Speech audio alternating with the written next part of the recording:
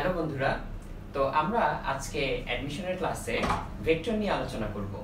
তো এই ভেক্টর বিষয়টা থেকে আমরা বেশ কিছু গুরুত্বপূর্ণ গাণিতিক সমস্যা দেখব এবং অন্যান্য আরো কিছু সমস্যা নিয়ে আলোচনা করব। তো তোমরা যারা এই ক্লাসটি দেখছো তারা অবশ্যই ক্লাসটি শেয়ার করতে ভুলবে না, যাতে তোমার সাথে সাথে তোমার বন্ধুরাও এই ক্লাসটা দেখে উপকৃত হতে পারে। তো আমরা দেরি না করে ক্লাসটা শুরু করে দিচ্ছি। তো সময় বাঁচানোর জন্য আমরা যেটা করেছি, আমরা প্রশ্নগুলো আগে থেকে লিখে রেখেছি। যেমন এটা হচ্ছে আমাদের প্রথম প্রশ্ন। আমরা আজকে যেটা করব, একটা একটা করে প্রবলেম নেব এবং ওই প্রবলেম অনুযায়ী থিওরিটা দেখে সে সংক্রান্ত অন্যান্য প্রবলেম কিভাবে সলভ করতে হয় সেটা নিয়ে আলোচনা করব। তো এটা হচ্ছে আমার প্রথম প্রশ্ন। দেখো, এখানে প্রশ্নটা হচ্ছে যে চিত্রের ভেক্টর দুটির সাথে কোন ভেক্টরটি যোগ করলে লব্ধি x অক্ষ বরাবর 3 একক হবে। তো এখনো কোনো চিত্র নেই, কারণ আমি চিত্রটা এখনো আঁকিনি। তো ধরো আমি চিত্রটা এখানে এঁকে দিচ্ছি। তাহলে চিত্রটা হচ্ছে এরকম। তাহলে এই হচ্ছে আমার x অক্ষ, এটা হচ্ছে আমার x অক্ষ, তো এটা হচ্ছে আমার y অক্ষ, এই হচ্ছে y অক্ষ। আমি তীর চিহ্ন দিয়ে বুঝিয়ে দিচ্ছি পজিটিভ দিকটা কোন দিকে। তো আমরা এখন এক কাজ করব, আমরা দুইটা ভেক্টর নিব। তো একটা ভেক্টর ধরা যাক x অক্ষের সাথে 30 ডিগ্রি কোণ করে 5 একক, এটা একটা ভেক্টর। আর আরেকটা ভেক্টর হচ্ছে এই যে x অক্ষের সাথেই 120 ডিগ্রি কোণ করে, 120 ডিগ্রি কোণ করে তার মান হচ্ছে 3 একক। তো আমার প্রশ্ন হচ্ছে চিত্রের ভেক্টর দুটির সাথে কোন ভেক্টরটি যোগ করলে লব্ধি x অক্ষ বরাবর 3 একক হবে।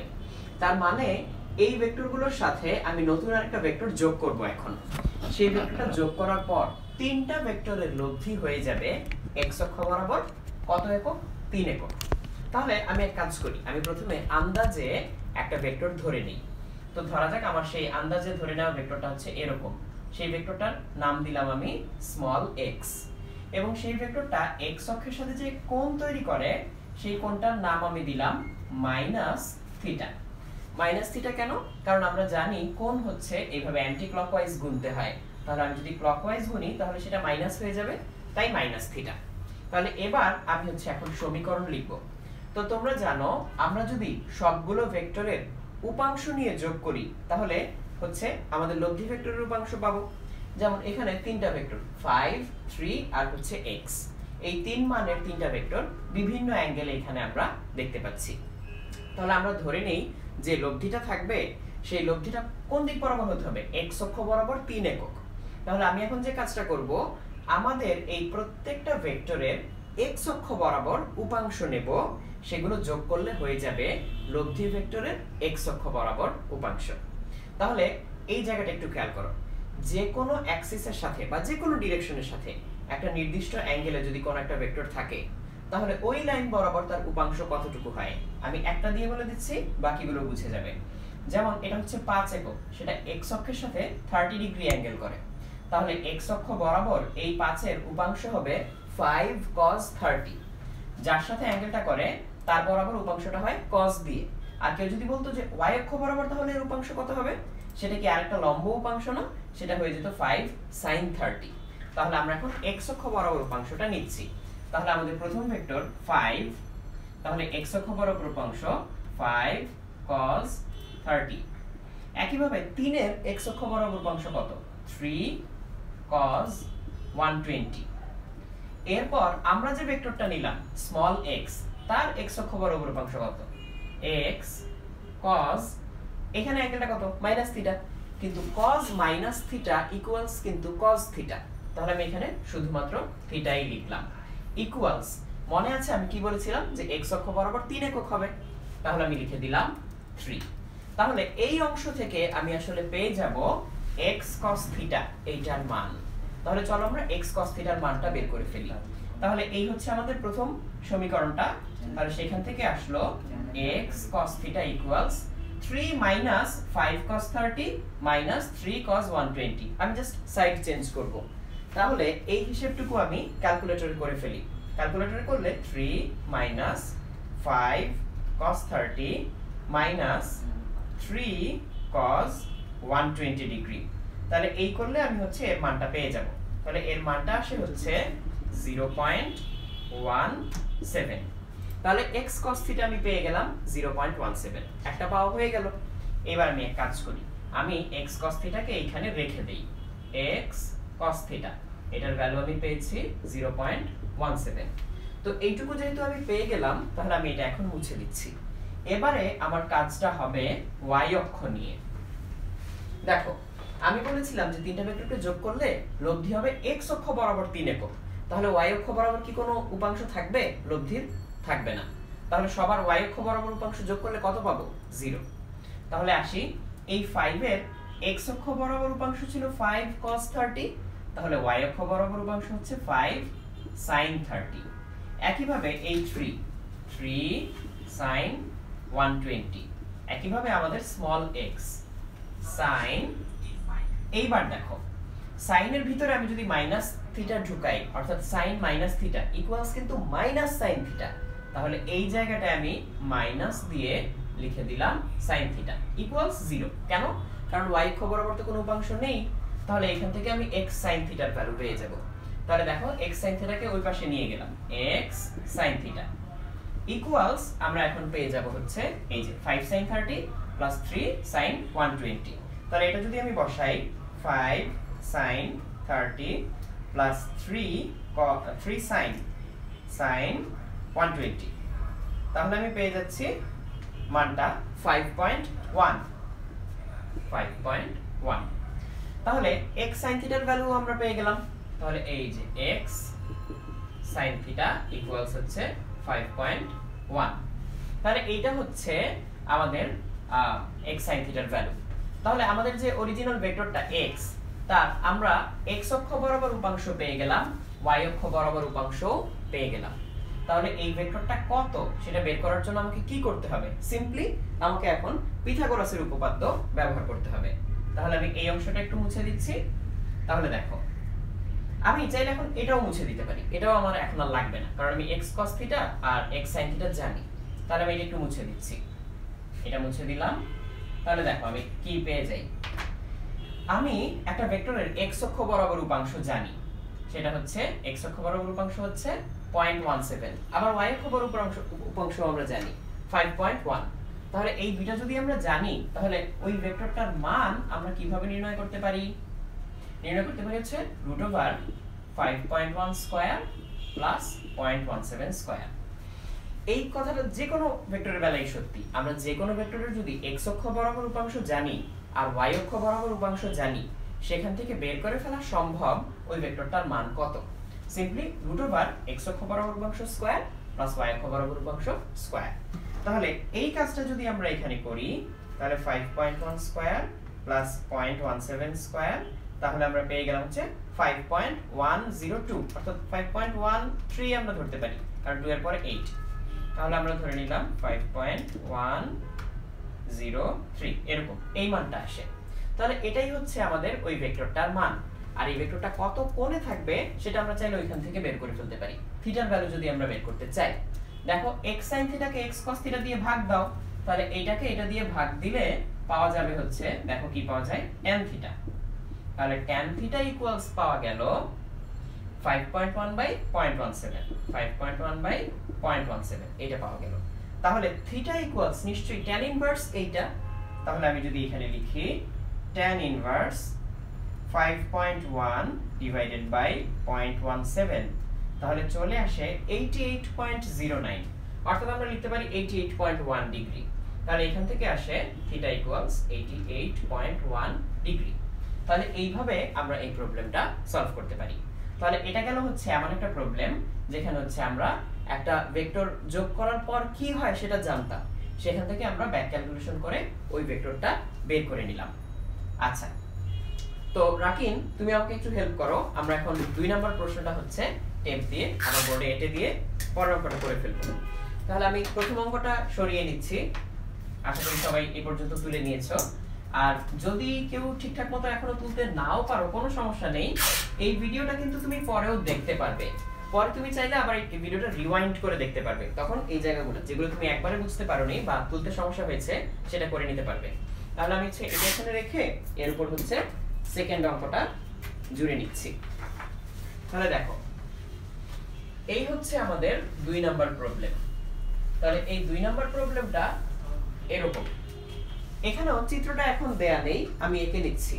তাহলে চিত্রটা হচ্ছে এরকম, দেখো a একটা ভেক্টর, এটা হচ্ছে আমাদের ভেক্টর a, b আর একটা ভেক্টর, এটা হচ্ছে ভেক্টর b। তাহলে এই দুইটাকে যদি আমরা সামান্তরিক সূত্র দিয়ে যোগ করি তাহলে লব্ধি হিসাবে নিশ্চয়ই আরেকটা ভেক্টর পাবো। তাহলে সেই লব্ধি ভেক্টরটা হচ্ছে এই মাঝেরটা, এই মাঝের ভেক্টরটার নাম দিলাম আমরা p, p ভেক্টর।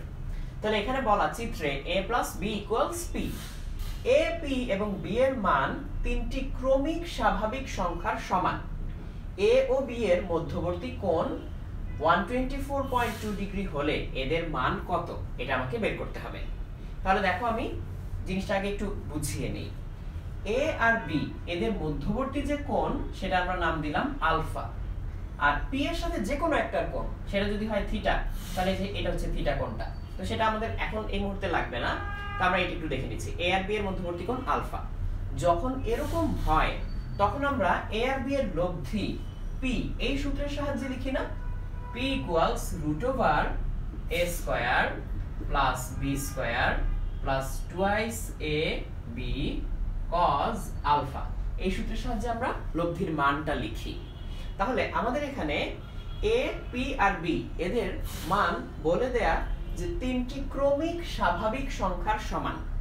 অর্থাৎ আমরা এইভাবে লিখতে পারি, a এর মান যদি হয় n তাহলে p এর মান হবে n+1 এবং b এর মান হবে n+2।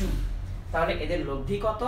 লব্ধি হচ্ছে এই যে a + b করলে p আসে, তাহলে এই ফর্মুলার সাহায্যে আমরা লিখে ফেলতে পারবো। তাহলে এইটুকু আগে লিখে নিলাম যে a = n, p = n+1 R b = n+2।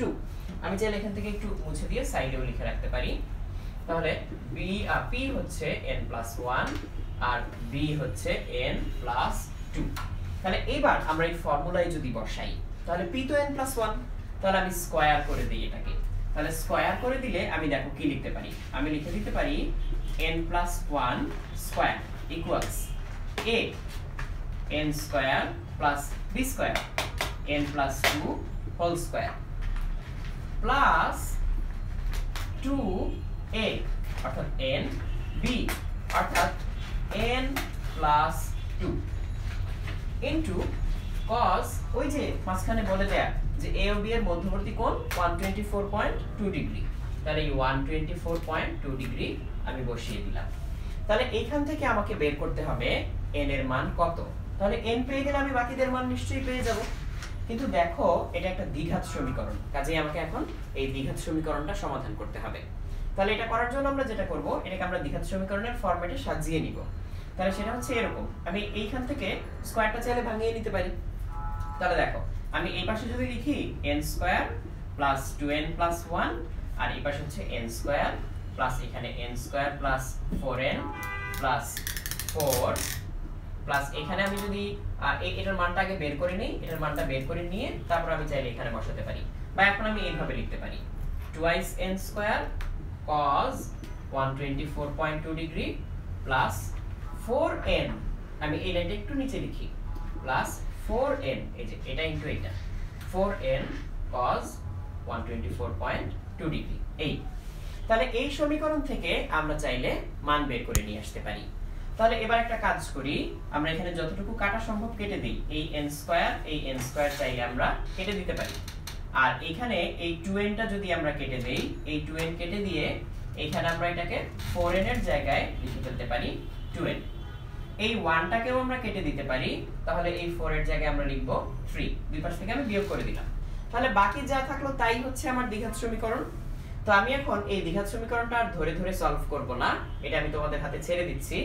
কিভাবে ক্যালকুলেটরের সাহায্যে দ্বিঘাত সমীকরণ সমাধান করতে হয় সেটা জানতে চাইলে, যদি কেউ না জেনে থাকো আর কি, তাহলে 10 মিনিট স্কুলের ভিডিও আর্কাইভে গিয়ে তুমি ক্যালকুলেটরের ব্যবহারের উপর ভিডিওটা দেখে ফেলতে পারো। সেখানে দ্বিঘাত সমীকরণ সলভ করা ছাড়াও আরো অনেক রকম টিপস এন্ড ট্রিক্স পাবে। তাহলে এই দ্বিঘাত সমীকরণটা সলভ করলে, আমি আসলে আগেই করে রেখেছি, n এর মান আসে 4 আর -6। তাহলে এখানে যেহেতু বলাই যে a, p এবং b এর মান তিনটি ক্রমিক স্বাভাবিক সংখ্যার সমান, তার মানে হচ্ছে এই -6টা এখানে আসবে না, এখানে আসবে 4। তাহলে এদের মধ্যে এই -6টা হচ্ছে আমাদের অ্যানসার না, 4 হচ্ছে আমাদের অ্যানসার।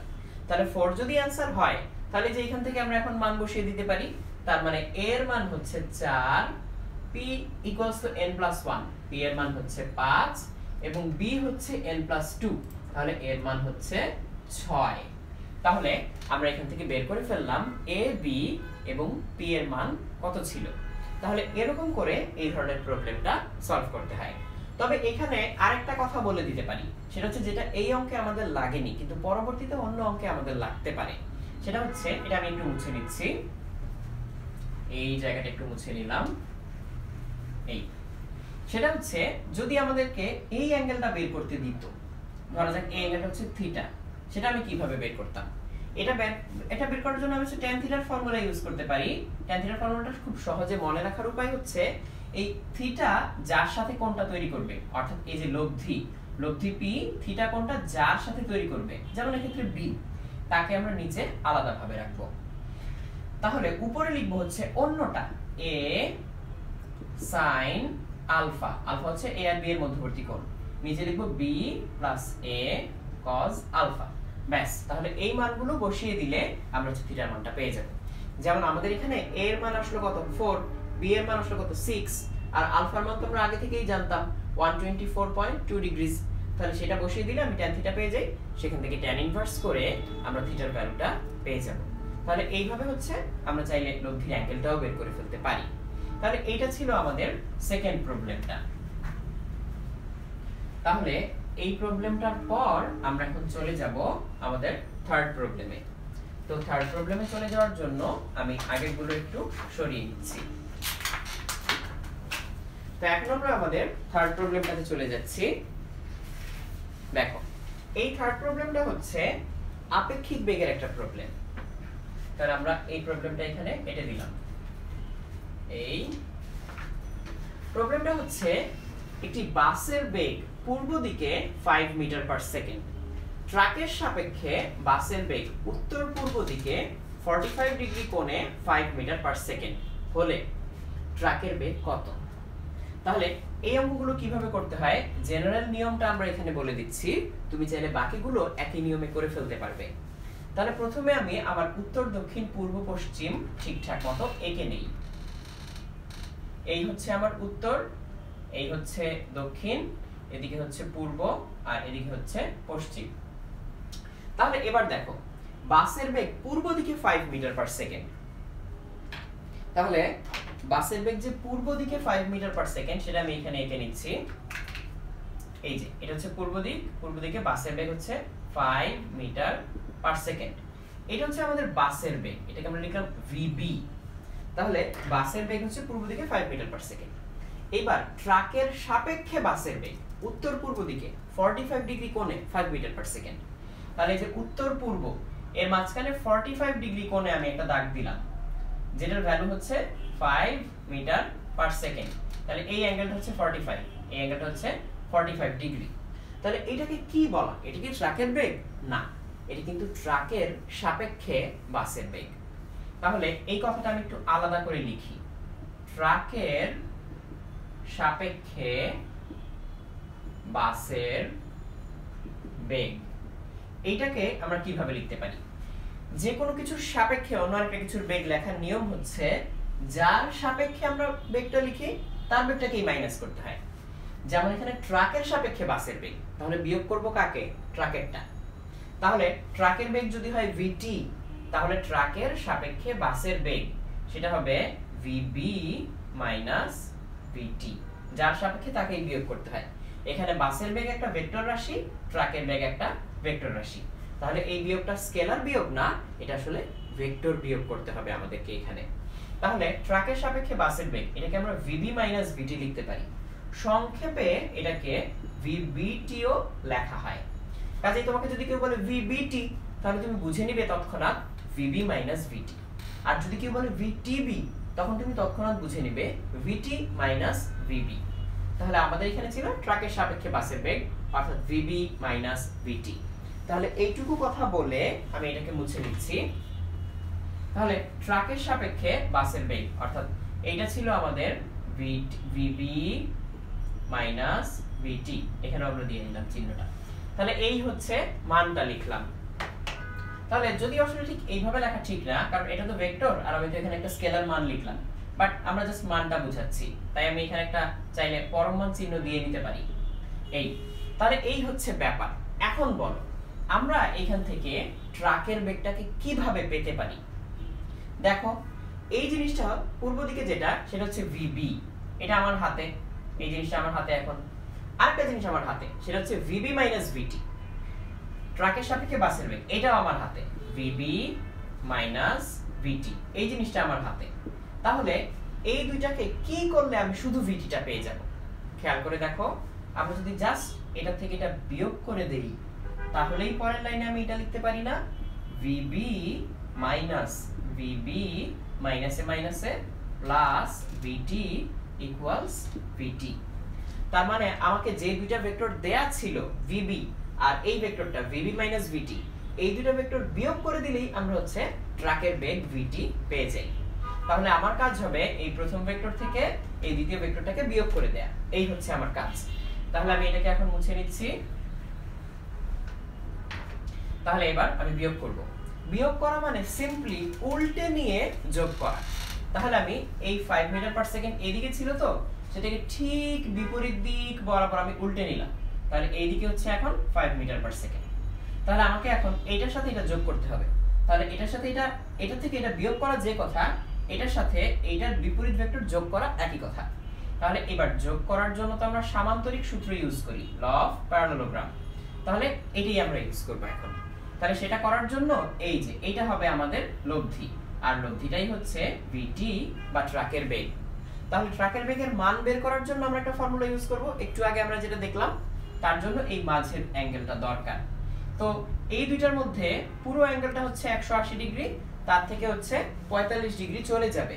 তাহলে এই 5 আর এই 5 এদের মধ্যে অ্যাঙ্গেলটা হচ্ছে 180 মাইনাস 45 135 ডিগ্রিস।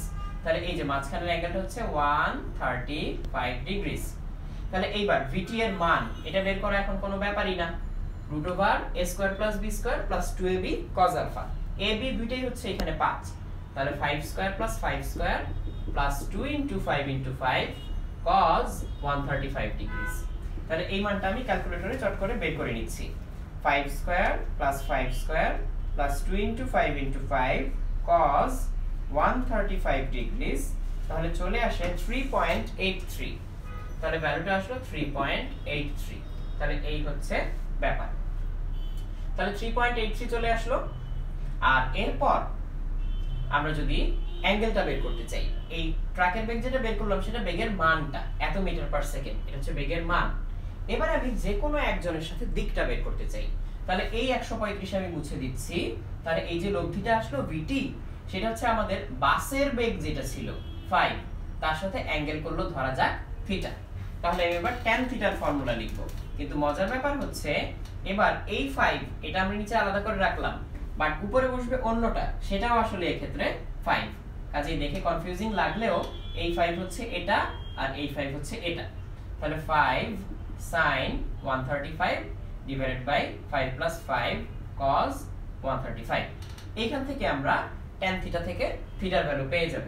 তাহলে থিটা ইকুয়ালস আমার আসবে, আমি যদি একবারে করে ফেলি, tan ইনভার্স উপরে আসবে আমার 5 sin 135, নিচে আসবে 5 + 5 cos 135। তাহলে এই পুরোটুকু করলে আমি পেয়ে যাই হচ্ছে 67.5 ডিগ্রিস, 67.5 ডিগ্রিস। তাহলে এই হচ্ছে আমার থিটার ভ্যালু। তাহলে এরকম করে আমরা চাইলে যে কোনো আপেক্ষিক বেগের অঙ্ক করে ফেলতে পারি। তাহলে আপেক্ষিক বেগের অঙ্ক করার জন্য আমার মাথায় রাখতে হবে যার সাপেক্ষে আপেক্ষিক বেগ বের করব তার বেগটাকেই বিয়োগ করতে হয়। যেমন আবারও মনে করিয়ে দিচ্ছি, এটা ছিল ট্রাকের সাপেক্ষে বাসের বেগ, তাই আমরা বাস থেকে ট্রাকেরটা বিয়োগ করে দিতাম। তাহলে এই ছিল আমাদের 3 নাম্বার প্রবলেমটা। এবার আমরা 4 নাম্বার প্রবলেমে যাব। তাহলে আমি 3 নাম্বার প্রবলেমটাকে সরিয়ে নিচ্ছি, আমরা এখন আমাদের 4 নাম্বার প্রবলেমে যাচ্ছি। এখন 4 নাম্বার প্রবলেমটা যেটা, সেটাও আসলে আপেক্ষিক বেগেরই একটা প্রবলেম। সেটা হচ্ছে এরকম, আমি এখানে এটা লিখছি আগে, এই দেখো। তাহলে আমি আগেরটা একটু মুছে নেই। 4 নাম্বার প্রবলেমটা হচ্ছে পথচারী 3 মিটার পার সেকেন্ড বেগে 30 ডিগ্রি ঢাল বেয়ে সামনে যাচ্ছে। উল্লম্বভাবে 5 মিটার পার সেকেন্ড বেগে বৃষ্টি পড়লে পথচারীকে কোন দিকে ছাতা ধরতে হবে? তো নরমালি কিছু বলে না দিলে এই যে কোন দিকে ছাতা ধরতে হবে এই দিকটা বের করতে হয় উল্লম্ব অক্ষের সাথে। কেন? কারণ নরমালি যখন উপর থেকে বৃষ্টি পড়ে আমরা ছাতা ধরি এরকম করে উল্লম্বভাবে, তাহলে উল্লম্ব অক্ষের সাথে 0 ডিগ্রি। এরপর যদি আমাদেরকে কাত করে ছাতা ধরতে হয়, ধরা যাক এরকম করে, এরকম কাত করে ছাতা ধরতে হয়, তাই উল্লম্ব অক্ষের সাথে কত ডিগ্রি কাত করে আমরা ছাতা ধরলাম সেই অ্যাঙ্গেলটাই আমরা লিখি। তাহলে এবার এই অঙ্কটা আমরা দেখি। পথচারী 3 মিটার পার সেকেন্ড বেগে 30 ডিগ্রি ঢাল বেয়ে সামনে যাচ্ছে। তাহলে পথচারীর বেগ কেমন? এটা যদি হয় আনুভূমিক দাগ বা আনুভূমিক অক্ষ, তাহলে তার সাথে পথচারী যাচ্ছে কিন্তু 30 ডিগ্রি অ্যাঙ্গেল করে সামনের দিকে, এই 30 ডিগ্রি অ্যাঙ্গেল করে ঢাল বেয়ে সামনে যাচ্ছে। তাহলে তার বেগটা কত? তার বেগটা হচ্ছে 3 মিটার পার সেকেন্ড। আর বৃষ্টি কিভাবে পড়ে? উল্লম্বভাবে 5 মিটার পার সেকেন্ড বেগে বৃষ্টি পড়ে।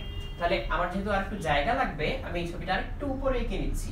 এই হচ্ছে আমার আনুভূমিক লাইন, পথচারী যাচ্ছে তার সাথে 30 ডিগ্রি করে 3 মিটার পার সেকেন্ড বেগে, আর বৃষ্টি পড়ে উল্লম্বভাবে 5 মিটার পার সেকেন্ড বেগে এইভাবে। তাহলে এটা হচ্ছে 5 মিটার পার সেকেন্ড, এই হচ্ছে বৃষ্টির বেগ। তাহলে পথচারীর বেগটাকে আমরা লিখলাম p আর বৃষ্টির বেগটাকে আমরা লিখলাম r। তাহলে এখন পথচারীকে কোন দিকে ছাতা ধরতে হবে? এই প্রশ্নটার উত্তর সবসময় হচ্ছে পথচারীর সাপেক্ষে বৃষ্টির বেগ যেদিকে সেদিকে ছাতা ধরতে হবে। তাহলে পথচারীর সাপেক্ষে, তাহলে কার বেগকে বিয়োগ করতে হবে? পথচারীর বেগকে বিয়োগ করতে হবে। তাহলে চলো আমরা পথচারীর বেগটাকে বৃষ্টির বেগ থেকে বিয়োগ করে দেই।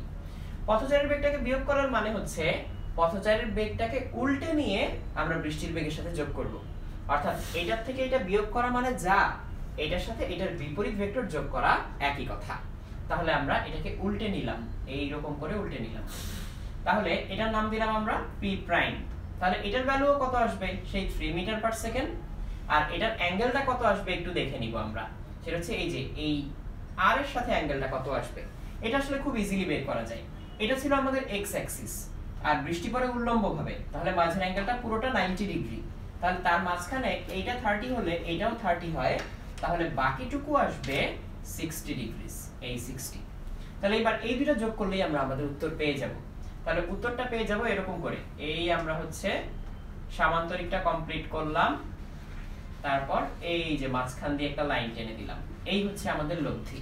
তাহলে এই লব্ধির মানটা আমাদের এখন আর বের করা লাগবে না, শুধুমাত্র দিকটা বের করা লাগবে, কারণ কোন দিকে ছাতা ধরতে হয় সেটাই শুধু আমি জানতে চাই।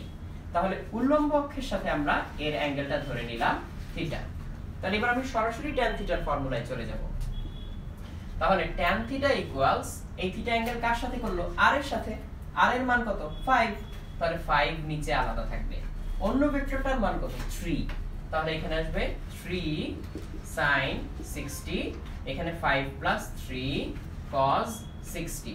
তাহলে এগুলো যদি আমি বসাই তাহলে থিটা পেয়ে যাব। তাহলে থিটা ইকুয়ালস, আমি যদি ক্যালকুলেটরের সাহায্যে এইটুকু করে ফেলি, tan ইনভার্স এইটুকু একবারে নিয়ে নিচ্ছি, 3 sin 60 divided by 5 plus 3 cos 60। তাহলে আমি অ্যাঙ্গেলটা পেয়ে যাব হচ্ছে 21.78 ডিগ্রিস, 21.79 ডিগ্রিস।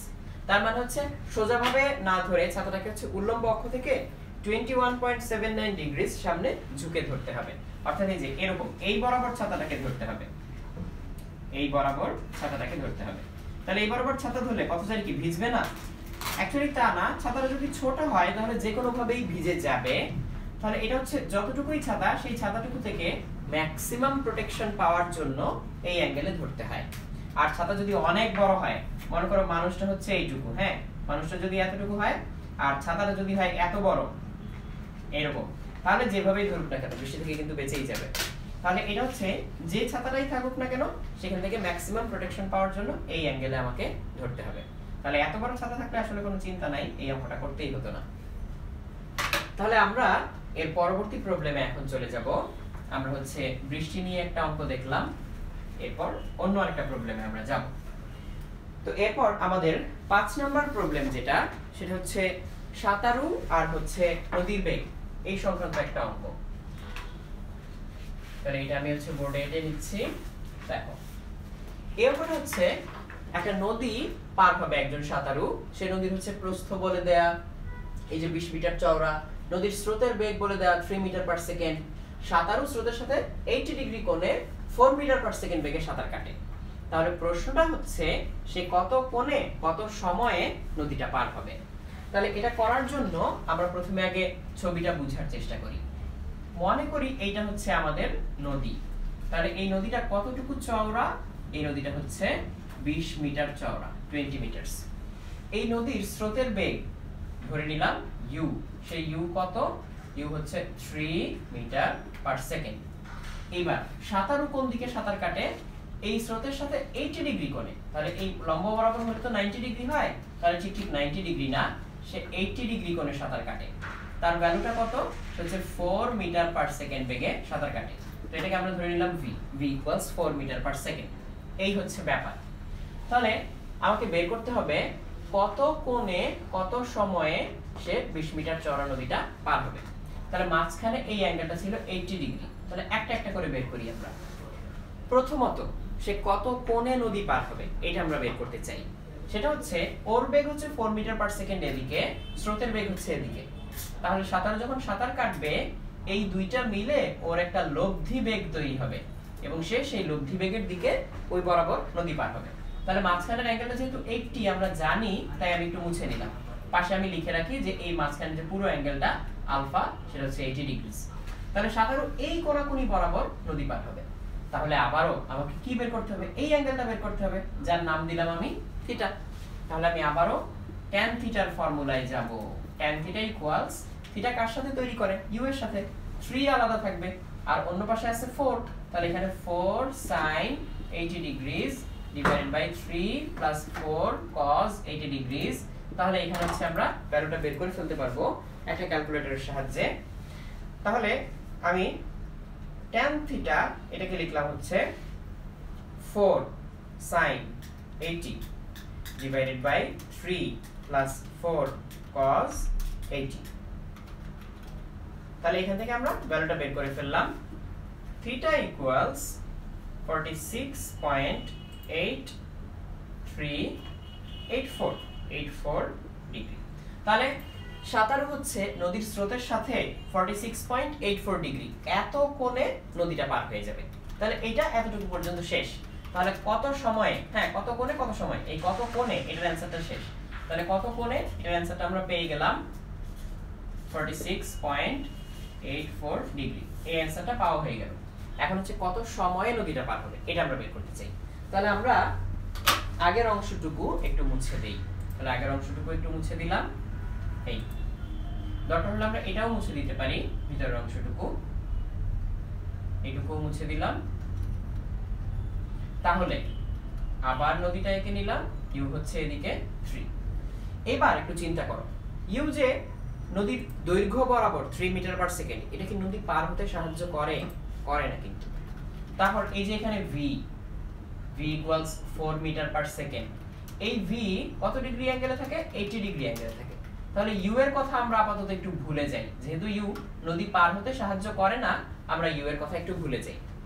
v সামনের দিকে কতটুকু উপাংশ তৈরি করে? এদিকে হবে হচ্ছে v cos theta, v cos 80। কেন? কারণ সামনের দিকে অর্থাৎ x অক্ষের সাথে v এর অ্যাঙ্গেল হচ্ছে 80, তাহলে x অক্ষ বরাবর তার উপাংশ হবে v cos 80। এইটা কি নদী পার হতে সাহায্য করে? না, এটাও করে না, এটাও সামনের দিকে নিয়ে যায়। তাহলে নদী পার হতে সাহায্য করে শুধুমাত্র উল্লম্ব উপাংশ, যার মান হচ্ছে v sin 80। তাহলে v sin 80 এটাই হচ্ছে আমাদেরকে একমাত্র নদীটা পার হতে সাহায্য করে, কারণ এটা প্রস্থ বরাবর। তাহলে এর মান কত? v এর মান হচ্ছে 4 sin 80। তাহলে এটা যদি আমরা ক্যালকুলেটরে বসাই তাহলে পাবো 4 sin 80। ভ্যালুটা আসে আমাদের 3.94। তাহলে এটা আসলো 3.94 মিটার পার সেকেন্ড। এইবার বাকি কাজ কিন্তু একদম সোজা। তাহলে v sin থিটা বেগে যদি সে নদী পার হয়, নদীর প্রস্থটা যদি হয় d, তাহলে সবসময় নদী পার হওয়ার প্রয়োজনীয় সময়, এটা কিন্তু পরেও আমাদের কাজে লাগবে, সেটা হচ্ছে d by v sin theta. এই সেম ফর্মুলাটা আমরা পরেও কাজে লাগাবো। তাহলে এবার d কত? d হচ্ছে 20 আর v sin থিটা হচ্ছে 3.94। তাহলে আমি 20 কে 3.94 দিয়ে ডিভাইড করলে চলে আসে 5.08 সেকেন্ড। তাহলে নদীটা পার হতে এই অবস্থায় 5.08 সেকেন্ড সময় লাগবে। তাহলে এই ছিল আমাদের 5 নাম্বার অঙ্ক। তাহলে এবার আমরা এর পরবর্তী প্রবলেমটাতে চলে যাব 6। তো যারা যারা এই ক্লাসটা দেখছো তারা কিন্তু অবশ্যই এই ক্লাসটা বন্ধুদের সাথে শেয়ার করবে, যাতে সবাই এই অঙ্কগুলো নিয়ে আলোচনা করতে পারে এবং নিজেদের মধ্যে এগুলো নিয়ে আলোচনা করলে এর চেয়ে জটিল জটিল প্রবলেমও সলভ হয়ে যায়। তাহলে আমি এখন এই আগের প্রবলেমগুলো সরিয়ে নিচ্ছি, এরপর আমরা আমাদের পরবর্তী প্রবলেমটা নিয়ে আসব। তাহলে এটা হচ্ছে আমাদের 6 নাম্বার প্রবলেম। এটাও আসলে সাঁতারু আর নদী সংক্রান্ত একটা প্রবলেম। তাহলে সেটা হচ্ছে এরকম, এখানে বলা স্রোতের বেগ হচ্ছে 3 মিটার পার সেকেন্ড, আগের মতোই। সাঁতারু 5 মিটার পার সেকেন্ড বেগে কত কোণে সাঁতার কাটলে ন্যূনতম দূরত্বে নদী পার হতে পারবে, আর নদীর প্রস্থটা যদি 30 মিটার হয় তাহলে তাতে কত সময় লাগবে, এই হচ্ছে আমার প্রশ্ন। তাহলে দেখো এটা আমরা এইভাবে চিন্তা করতে পারি, এই হচ্ছে আমাদের নদীটা আর এই হচ্ছে নদীর স্রোতের বেগ u equals দেয়া 3 মিটার পার সেকেন্ড। এখন একটু চিন্তা করো তো, প্রস্থ বরাবর ন্যূনতম দূরত্বে পার হয়, ন্যূনতম দূরত্বে পার হবে মানে প্রস্থ বরাবর, কারণ এই যে ঠিক প্রস্থ বরাবর একটা দাগ দিলে অর্থাৎ স্রোতের সাথে 90 ডিগ্রিতে একদম লম্ব বরাবর একটা দাগ দিলে এর চেয়ে কম দূরত্বে নদী পার হওয়া সম্ভব না, আর যেভাবেই আমি নদী পার হই তার চেয়ে বেশি দূরত্ব হয়ে যায়। তাহলে আমাকে পার হতে হবে একদম সোজাসুজি পার হতে হবে। কিন্তু আমি যদি একদম সোজাসুজি রওনা দেই আমি কিন্তু সোজাসুজি যেতে পারবো না, বিকজ আমি যদি সোজা যাওয়া শুরু করি আমার বেগটা হচ্ছে এদিকে আর স্রোতের বেগ কোন দিকে, সামনের দিকে। তাহলে স্রোত আমাকে ধাক্কা দিয়ে পাশে সরিয়ে ফেলবে, তাহলে দেখা যাবে আমি এরকম কোন একটা রাস্তা দিয়ে নদী পার হয়ে যাচ্ছি। কিন্তু আমি যদি এরকম কোন একটা দিকে রওনা দেই তাহলে নদীর স্রোতের ধাক্কায় সোজা হয়ে যাওয়ার একটা চান্স থাকবে, তাহলে সেটাই আমরা বের করতে চাই। তাহলে লব্ধিটা হবে এই উল্লম্ব বরাবর, বাট আমি সাঁতার কাটবো কিন্তু এদিকে, তাহলে এই অ্যাঙ্গেলটাকে আমরা ধরে নিলাম থিটা। তাহলে এটা হচ্ছে আমাদের v। তাহলে v এর ভ্যালু কত? v এর ভ্যালু হচ্ছে 5 মিটার পার সেকেন্ড। আমি এখানে লিখে নিলাম v equals 5 metre per second. তাহলে এখান থেকে দেখো আমি কি বের করতে পারি, x অক্ষ বরাবর u কত, u হচ্ছে u, আর x অক্ষ বরাবর v এর উপাংশ কত। দেখো x অক্ষের সাথে থিটা অ্যাঙ্গেল তৈরি করে, তাহলে সেটা হচ্ছে v cos থিটা।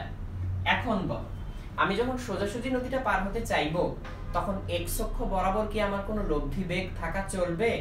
চলবে না, কারণ x অক্ষ বরাবর যদি আমার একটুও লব্ধি বেগ থাকে তাহলে আমি আস্তে আস্তে x অক্ষ বরাবর একটু একটু করে সরে যাব, সেটা তো আমি করতে দিতে পারি না। কাজেই x অক্ষ বরাবর এই দুটাকে যোগ করে যা পাবো x উপাংশ নিয়ে সেটা অবশ্যই হতে হবে 0। তাহলে যদি 0 হয় তাহলে আমার x অক্ষ বরাবর কোনো বেগ থাকবে না, শুধুমাত্র y অক্ষ বরাবর বেগ থাকবে, তাহলে আমি সোজা y অক্ষ বরাবর নদীটা পার হয়ে যাব। তাহলে এখান থেকে দেখো থিটা ইকুয়ালস কত আসে, থিটা ইকুয়ালস আসে cos ইনভার্স, এটাকে ওই পাশে নিয়ে যাও তাহলে চলে আসবে -u/v। তাহলে এইখান থেকেই আমরা হচ্ছে থিটার ভ্যালুটা বের করে ফেলতে পারি। তাহলে চলো আমরা একটা ক্যালকুলেটর নিয়ে থিটার ভ্যালুটা বের করে ফেলি। cos ইনভার্স -3/5, তাহলে এই ভ্যালুটা চলে আসে হচ্ছে 126.9 ডিগ্রিজ। তাহলে আমরা এখান থেকে লিখে দিলাম 126.9 ডিগ্রিজ। এখন একটু দেখো এইখানে না আমরা থিটার ভ্যালুটা বের করতে পারতাম না যদি v এর থেকে u বড় হয়ে যেত। v এর থেকে যদি u বড় হয়ে যায় তাহলে cos এর ভ্যালু -1 এর নিচে নেমে যাচ্ছে না, কিন্তু cos এর ভ্যালুটা হচ্ছে +1 থেকে -1 মধ্যে থাকতে হয়। কাজে এরকম কোন সিচুয়েশন যদি হয় যেখানে -u/v -1 এর চেয়েও ছোট, তখন আসলে আমি সাথে সাথে বলে ফেলবো যে আসলে ন্যূনতম দূরত্বে অর্থাৎ সোজাসুজি একদম প্রস্থ বরাবর নদী পার হতে পারবেই না। অন্য যে কোনো অ্যাঙ্গেলে পারবে কিন্তু এই বরাবর পারবে না, অন্যান্য অ্যাঙ্গেলে পারবে কিন্তু এই অ্যাঙ্গেলে পারবে না। তাহলে সেটা হচ্ছে অ্যাঙ্গেলটা পাওয়া গেল 126.9 ডিগ্রি। তাহলে এত কোণে যদি সাঁতার কাটে তাহলে সোজাসুজি পার হবে। কিন্তু এই অবস্থায় উল্লম্ব দিকে তার বেগটা কত? উল্লম্ব দিকে বেগ তো সোজা v cos theta, sorry v sin theta. তাহলে এইখান থেকে আমরা বের করে ফেলতে পারবো ওর নদী পার হতে কতক্ষণ সময় লাগবে। সেই যে আগের formula t equals d/v sin theta. তাহলে d চলে আসবে এখানে, নদীর প্রস্থ 30 মিটার, তাহলে আমি এখানে লিখে দিলাম 30।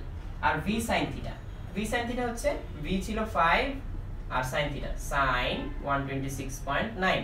তাহলে এটা আমি একটা ক্যালকুলেটরে বসিয়ে দেই, তাহলে 30 ডিভাইডেড বাই 5 sin 126.9, তাহলে যে রেজাল্টটা চলে আসে সেটা হচ্ছে 7.5 সেকেন্ডস। 7.5 সেকেন্ডস, তাহলে 7.5 সেকেন্ডে সে আসলে এই নদীটা পার হয়ে যাবে।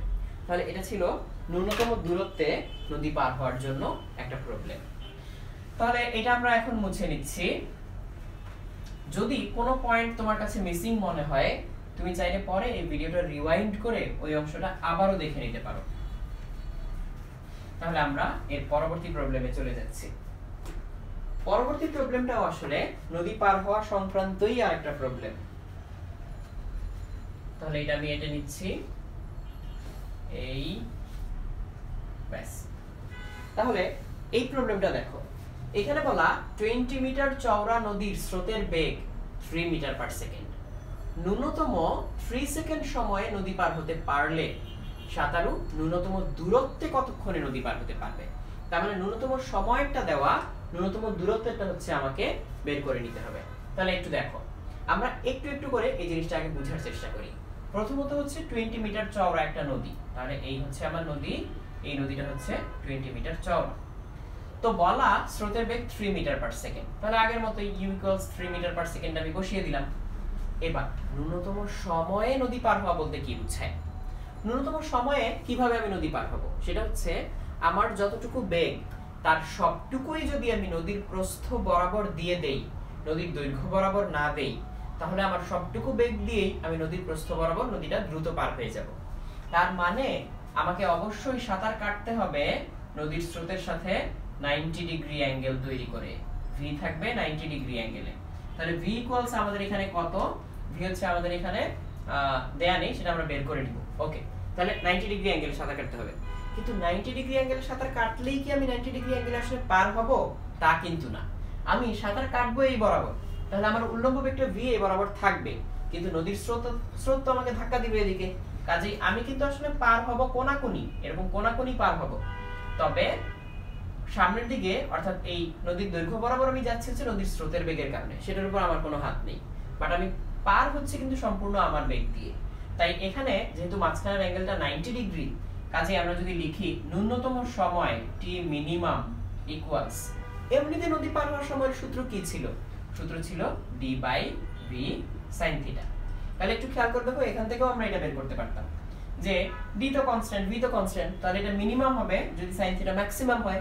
sin থিটা ম্যাক্সিমাম হয় 90 ডিগ্রিতে, তাহলে 90 ডিগ্রিতে sin থিটার ভ্যালু হচ্ছে 1, তাহলে এটা সরিয়ে দিলে আমি পাচ্ছি d/v। তাহলে t মিনিমাম হচ্ছে d/v। ন্যূনতম সময় আসলেই চোখ বন্ধ করে তুমি এটা লিখে দিতে পারো d/v। তাহলে এইবার আসি আমাদের প্রশ্নে।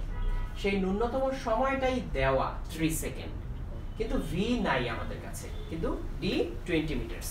তাহলে এখান থেকে আমরা বের করে নিব v = d/t। তাহলে d কত ছিল? 20, t কত ছিল? 3। তাহলে আমি এটাকে ভাগ করলে পেয়ে যাচ্ছি 6.67। তাহলে 20 ডিভাইডেড বাই 3 6.67। তাহলে এই হচ্ছে আমার ন্যূনতম সময়। তাহলে এটা আমি বের করে নিলাম। তাহলে বেগ, এটা ন্যূনতম সময় বসিয়ে দিয়ে আমি বেগ বের করে নিলাম 6.67 মিটার পার সেকেন্ড। তাহলে আমার বেগটা বের করা হয়ে গেল। তাহলে বেগ বের করে ফেললে পরের অংশটা আমি করতে পারবো কিনা? পরের অংশটা হচ্ছে ন্যূনতম দূরত্বে কতক্ষণে নদী পার হবে। তাহলে এইবার আমি ঠিক এর আগের প্রবলেমটার মতো করে অ্যাঙ্গেলটা বের করে ফেলবো। ঠিক আগের প্রবলেমটায় যেটা ছিল, যত কোণে সাঁতার কাটলে ন্যূনতম দূরত্বে পার হতে পারতো সেই অ্যাঙ্গেলটা আগে বের করে নিই। তাহলে ধরা যাক এইভাবে সাঁতার কাটলে সে হচ্ছে কি করতে পারে, এইভাবে সাঁতার কাটলে সে হচ্ছে ন্যূনতম দূরত্বে পার হতে পারে। তো আগের ফর্মুলা ইউজ করি, theta equals cos inverse minus u/v। তো সেটা যদি আমরা বসাই, শিফট cos ইনভার্স, তাহলে এখানে আসবে হচ্ছে মাইনাস u, u হচ্ছে 3 আর v হচ্ছে 6.67। তাহলে এটা বসিয়ে দিলে আমি পেয়ে যাচ্ছি 116.73 ডিগ্রি। তাহলে এইবার এখন সময় লাগবে কত? t equals d/v sin theta, সেই যে আগের সূত্র। তাহলে এখানে নদীর প্রস্থ 20 আর v sin থিটা হচ্ছে 6.67 ইনটু sin 116.73। তাহলে এটা যদি আমি ক্যালকুলেটরে বসাই 20 ডিভাইডেড বাই 6.67 sin 116.73, তাহলে এটা বসিয়ে দিলে কাজ শেষ। আমরা পেয়ে যাচ্ছি 3.36 অ্যাকচুয়ালি 3.36 সেকেন্ডস। তাহলে আমাদের এই অঙ্কটার অ্যানসার হচ্ছে 3.36 সেকেন্ডস। তাহলে এই পর্যন্ত আমাদের করা হয়ে গেল। তাহলে এটা ছিল আমাদের 7 নাম্বার প্রবলেম। এরপরে আমি পরবর্তী প্রবলেমে চলে যাচ্ছি। তো এর পরবর্তী প্রবলেমটা যেটা নিয়ে সেটা হচ্ছে আরো একটি নদীর প্রবলেম। তো আমি এটা আগে সরিয়ে নেই। তো এরপরে যে প্রবলেমটা সেটা বেশ ইন্টারেস্টিং একটা প্রবলেম। সেটা হচ্ছে দেখো 30 মিটার চওড়া একটি নদীর দুই পারে মুখোমুখি এক ব্যক্তি ও একটি নৌকা। তাহলে ব্যক্তি স্রোতের বিপরীত দিকে পার ধরে 3 মিটার পার সেকেন্ড বেগে দৌড়ায়। একই সাথে নৌকা অপর পার থেকে 10 মিটার পার সেকেন্ড বেগে রওনা দেয়। স্রোতের বেগ 2 মিটার পার সেকেন্ড। নৌকা কোন দিকে রওনা হলে পার হওয়া মাত্রই ব্যক্তিকে ধরতে পারবে? এই হচ্ছে আমার প্রশ্ন। তাহলে দেখো এই পুরো সিচুয়েশনটা আমি কিভাবে কল্পনা করব। আমি ধরে নিচ্ছি এই হচ্ছে আমার নদী, এই রকম। তাহলে এখানে x অক্ষ বরাবর নদীর বেগ u হচ্ছে 2 মিটার পার সেকেন্ড। ঠিক এইখানে একটা নৌকা, এই জায়গাটায় একটা নৌকা, তার ঠিক অপর পারে মুখোমুখি মানে একদম ঠিক অপর পারে এইখানে একজন ব্যক্তি। তো আমরা ব্যক্তিকে ধরে নিচ্ছি b। তো আর নৌকার বেগটাকে আমরা ধরে নিব p, পরে ধরবো। তাহলে এই হচ্ছে b। তাহলে ব্যক্তি কি করে? স্রোতের বিপরীত দিকে দৌড়ায়। কিভাবে? পার বরাবর। তাহলে স্রোত তো এদিকে, তাহলে ব্যক্তি এই দিকে দৌড়ায় 3 মিটার পার সেকেন্ড বেগে। এবার নিচে যে নৌকাটা, সেই নৌকাটা অপর পার থেকে 10 মিটার পার সেকেন্ড বেগে রওনা দেয়। প্রশ্নটা হচ্ছে নৌকা কোন দিকে রওনা দিলে পার হওয়া মাত্রই লোকটাকে ধরতে পারবে? তাহলে দেখো নৌকা যদি খুব অল্প অ্যাঙ্গেলে রওনা দেয় বা ধরো 90 ডিগ্রি অ্যাঙ্গেলে রওনা দেয়, তাহলে লোকটা যেতে যেতে এই যে এই নৌকাটা নদী পার হতে হতে লোকটা অনেক সামনে চলে যাবে, ধরতে পারবে না। আবার যদি এরকম হয় নৌকাটা অনেক বেশি অ্যাঙ্গেলে রওনা দিল, তাহলে লোকটা যেতে যেতে নৌকা আগেই পার হয়ে বসে থাকবে, তাহলেও কাজ হবে না। এমন একটা অ্যাঙ্গেলে রওনা দিতে হবে যাতে দুইজন একই সাথে একই পয়েন্টে এসে পৌঁছায়। এই অ্যাঙ্গেলটাই আমরা বের করতে যাচ্ছি। নৌকাটা নদী পার হওয়া মাত্রই লোকটাকে ধরতে পারবে। তাহলে আমরা এখন এক কাজ করি, এই অ্যাঙ্গেলটা ধরে নিই। এই অ্যাঙ্গেলটা আমরা ধরে নিলাম থিটা। তাহলে এবার সবার x উপাংশগুলো যোগ করি। তাহলে দেখো এই নৌকাটা যেটা, তার ভেলোসিটি আমরা ধরে নিলাম 10, দেয়া আছে প্রশ্নে 10। তাহলে তার x অক্ষ বরাবর উপাংশ কত? x অক্ষ বরাবর উপাংশ হচ্ছে 10 cos থিটা। আর স্রোতের বেগ কত? স্রোতের বেগ হচ্ছে 2। এইটা মিলে হতে হবে কার সমান? ব্যক্তির সমান। তো ব্যক্তির সমান হয়ে গেলে যেটা হবে, ঠিক একইভাবে সে ব্যক্তির সাথে সাথে একই তালে তালে নদী পার হতে থাকবে। ব্যক্তি যতটুকু যাবে নৌকা ততটুকু যাবে x অক্ষ বরাবর, তাহলে পার হওয়া মাত্র ধরে ফেলবে। তাহলে এই যোগফলটা হতে হবে ব্যক্তির বেগের সমান। এখন ব্যক্তির বেগটা কি x অক্ষের পজিটিভ দিকে না নেগেটিভ দিকে? নেগেটিভ দিকে। কত? 3। তাহলে এখানে আমরা লিখব -3। তাহলে এইখান থেকে আসলে বের হয়ে আসবে থিটার ভ্যালুটা কত। তাহলে থিটার ভ্যালু আসবে cos ইনভার্স, আমরা এটাকে ওই পাশে নিয়ে যাই, এটাকে ওই পাশে নিয়ে গেলে কত আসবে? -2, তাহলে -5 ডিভাইডেড বাই 10। তাহলে -5/10, বা আমরা বলতে পারি cos ইনভার্স -half। তাহলে cos ইনভার্স -half কত? cos ইনভার্স -half হচ্ছে 120 ডিগ্রি। তাহলে cos ইনভার্স -half সেটা হচ্ছে 120 ডিগ্রি। তাহলে থিটা ইকুয়ালস চলে আসলো 120 ডিগ্রি। এই তাহলে এই ছিল আমাদের প্রশ্ন, যে কোন দিকে রওনা হলে পার হওয়া মাত্রই ব্যক্তিকে ধরতে পারবে। তাহলে অ্যানসারটা হচ্ছে যদি স্রোতের সাথে 120 ডিগ্রিতে রওনা দেয়, তাহলে সে নদী পার হওয়া মাত্রই লোকটাকে ধরতে পারবে। তাহলে এরকম প্রশ্ন চাইলে আসতে পারে। তাহলে এখানে যেটা ব্যাপার সেটা হচ্ছে যে যদি পার হওয়া মাত্রই লোকটাকে ধরতে হয়, তাহলে মূল মুখ্য ব্যাপারটা ছিল হচ্ছে এই নৌকাটার x অক্ষ বরাবর বেগ এই ব্যক্তির x অক্ষ বরাবর বেগের সমান হতে হবে। তাহলে নৌকার x অক্ষ বরাবর বেগ কত? আমরা x অক্ষের সাথে যদি থিটা নেই, তাহলে সেটা হচ্ছে 10 cos থিটা। আর নৌকাটা যেহেতু পানিতে, সেই স্রোতের বেগটা তো যোগ হয়ে যাবেই, সেটা x অক্ষ বরাবরই ছিল, তাই 10 cos থিটা + 2 ইকুয়ালস ব্যক্তির বেগ ছিল বিপরীত দিকে 3, তাই -3। তাহলে সেখান থেকেই এটা চলে আসে। তাহলে আমরা হচ্ছে এই পর্যন্ত করে ফেললাম। তাহলে এইটা হচ্ছে আমাদের 8 নাম্বার প্রবলেমটা ছিল। এরপরে আমরা আমাদের 9 নাম্বার প্রবলেমটাতে যাব। তো এতক্ষণ পর্যন্ত আমরা যে প্রবলেমগুলো করলাম সেগুলো সবগুলোর মধ্যেই কিন্তু কোনো না কোনো ভাবে ভেক্টরের উপাংশ জিনিসটা কাজে লাগে। তারপরে কি কাজে লাগে?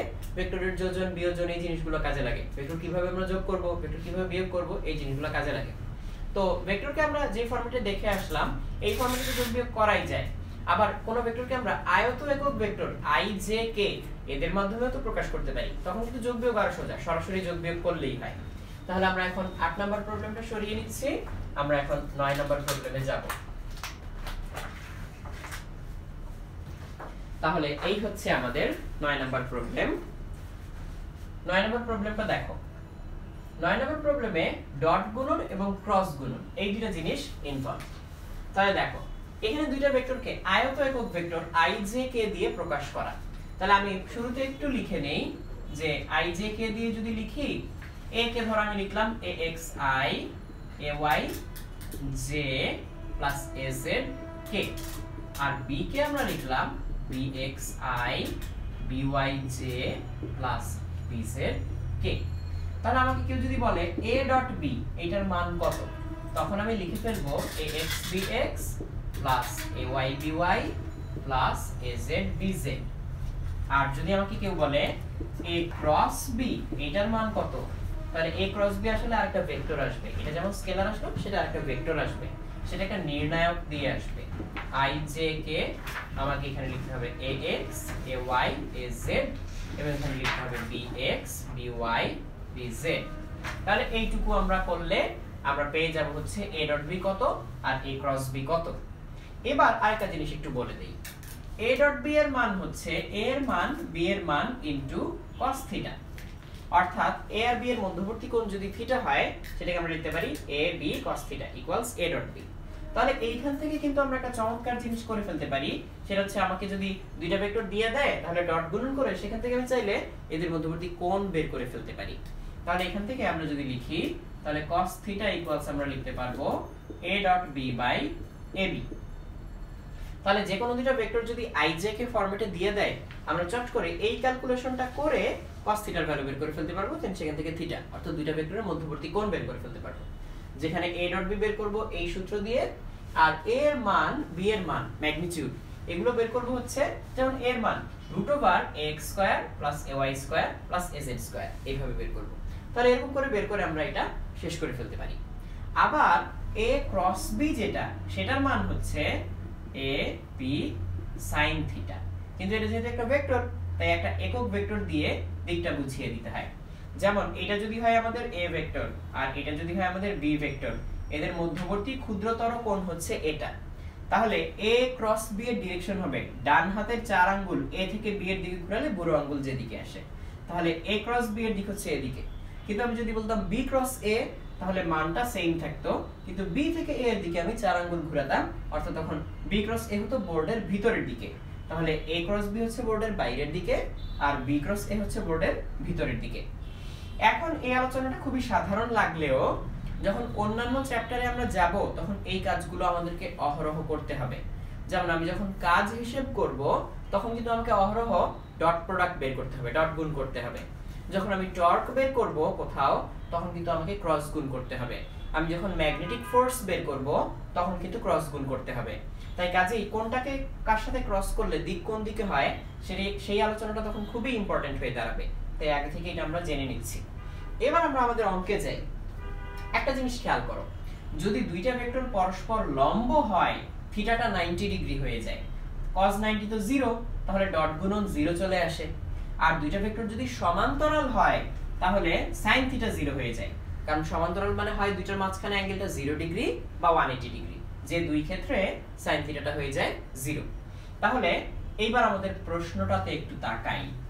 দুইটা ভেক্টর দেয়া, বলা যে m এর মান কত হলে a আর b ভেক্টর লম্ব হবে, আর আরেকটা হচ্ছে m এর মান কত হলে a আর b ভেক্টর সমান্তরাল হবে। তাহলে প্রথমটা আমরা চেক করতে পারি ডট গুণন করে। যদি ডট গুণন করে 0 আসে তার মানে হচ্ছে দুইটা ভেক্টর লম্ব, আর নিচেরটা চেক করতে পারি ক্রস গুণন করে, যদি দুইটা ভেক্টর ক্রস গুণন করলে 0 আসে তার মানে ওই দুইটা ভেক্টর পরস্পরের সমান্তরাল ছিল। তাহলে একটা একটা করে আসি। 1 নাম্বার, তাহলে এই দুটোকে ডট গুণন করে 0 আসলেই এরা লম্ব, তাহলে ডট গুণন করি। তাহলে x অক্ষের সহগ কত 2 আর y অক্ষের সহগ কত, সরি b এর x অক্ষের সহগ কত 4, তাহলে এটার সাথে এটা গুণ করব, তাহলে আমাদের আসবে 8। তারপরে একই ভাবে j এর সহগগুলো আমরা করব, তাহলে এখানে 1 + 2 তাহলে 2, আর k এর সহগ -1 এখানে হচ্ছে +m তাহলে -m, তাহলে এইটা ইকুয়ালস হতে হবে 0। তাহলে এটা ইকুয়াল 0 হওয়া মানে a ডট b 0 হওয়া, এটাই হচ্ছে আমাদের a ডট b। তাহলে এইখান থেকে আমরা m এর ভ্যালু বের করে ফেলতে পারি। আমরা m টাকে ওই পাশে নিয়ে যাই, তাহলে m ইকুয়ালস আসে 10। তাহলে m যদি 10 হয় তাহলে a আর b পরস্পর লম্ব, তার মানে হচ্ছে a b লম্ব হবে। তাহলে ডট প্রোডাক্টকে 0 করে দিয়ে আমরা লম্ব কিনা বা লম্ব হওয়ার শর্তটা বের করে ফেলতে পারি। যদি দুইটা ভেক্টর সব দেওয়াই থাকে তখন ডট করে যদি 0 আসে তাহলে আমরা বলবো তারা পরস্পর লম্ব। আর এবারে 2 নম্বরে আসি। 2 নাম্বার হচ্ছে দুইটা ভেক্টরকে ক্রস গুণন করলে যদি 0 আসে তাহলে আমরা বলতে পারবো যে তারা সমান্তরাল। তাহলে a ছিল 2i + j - k আর b ছিল হচ্ছে 4i + 2j + mk। এই তো আমরা এখন এইটাকে পুরোটাকে চাইলে ধরে ক্রস গুণন করতে পারি, করে 0 বানিয়ে সেখান থেকে m বের করতে পারি, অথবা আরেকটা শর্টকাট মেথড ইউজ করতে পারি। সেটা হচ্ছে i j k এর সহগগুলো যদি একদম ঠিক ঠিক সমান অনুপাতে থাকে তিনটাই, তাহলে দুইটা ভেক্টর সমান্তরাল হয়। যেমন এখানে এই i এর যে সহগ সেটা কত কত 2/4, তারপর j এর যে সহগ সেটা কত 1/2। এই অনুপাত দুইটা কি সমান? হ্যাঁ, এটাও হাফ এটাও হাফ, তাহলে এই পরবর্তী অনুপাতটাও হাফ হতে হবে। তাহলে এটা হচ্ছে -1/m। তাহলে -1/m ইকুয়ালস যদি হাফ হয় তাহলে m ইকুয়ালস কত দেখো, তাহলে m ইকুয়ালস কত আমরা বের করে ফেলি। তাহলে m এখানে যাবে 2 এখানে যাবে, তাহলে m ইকুয়ালস আসবে -2। তার মানে হচ্ছে m এর ভ্যালু -2 হলে এই দুইটা ভেক্টর পরস্পর সমান্তরাল হয়ে যাবে। তাহলে এরকম করে আমরা সহজেই সমান্তরাল কিনা চেক করে ফেলতে পারি। তবে একটা কথা, যদি এরকম হতো এইখানে 2 না থেকে 3 থাকতো তাহলে প্রথম অনুপাতটাই কিন্তু সমান হতো না। কাজেই পরের অনুপাতটা যাই হোক না কেন এই দুইটাকে তো আমি সমান করতে পারবো না, কাজেই তখন m এর কোনো মান দিয়েই এই দুইটা ভেক্টরকে আর সমান্তরাল বানানো যাবে না। তাহলে এটা হচ্ছে লক্ষ্য করার বিষয়। তাহলে আমরা এর পরবর্তী প্রবলেমে চলে যাচ্ছি 9 থেকে 10 এ।